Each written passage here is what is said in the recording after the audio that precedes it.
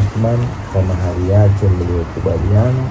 ambayo umeilipa yote, kusema salamu nimekubali kumuoa Zuhura Osman kwa mahari yake uliokubaliana. Mwanamuziki Diamond Platnumz amesema ameshawahi kuoa, lakini pia ameweka ujumbe unasomeka kama ifuatavyo: miongoni mwa vitu ambavyo nimejifunza ni ukomavu wa kukaa kimya.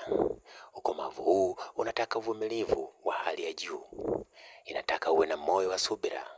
na hasa kukaza roho pindi mtu au watu wanapokuwa wanakupakazia ubaya fulani kwenye jamii, halafu wewe una ukweli wake, lakini unatakiwa ukae kimya tu, usijibu hili hali ukweli unao ndani. Diamond anaendelea kwamba kwa kweli si jambo jepesi, linataka ustahimilivu na hali ya juu sana, na siwezi sema eti na uweza sana, lakini namshukuru Mwenyezi Mungu amenijalia hekima hiyo kwa kiwango chake, na nimekuwa nikiishi hivyo kwa muda mrefu, kukaa kimya pindi yeyote akijaribu kusema lolote zidi yangu, na ndio maana hata interview nimekuwa naepuka kufanya siku hizi,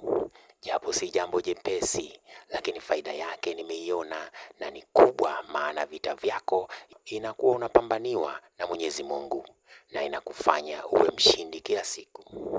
anaeleza Diamond. Mwisho akamalizia na kusema kwamba anyways, najua kila mmoja wenu ana picha tofauti kabisa kuhusu Diamond Platnumz na kuoa, ila tu nataka leo niwaambie kuwa huyu Diamond Platnumz alishawahi kuoa, na kuna siku nitaambia ikawaje. Haya, msubiri kuambiwa ilikuwaje baada ya yeye kuoa.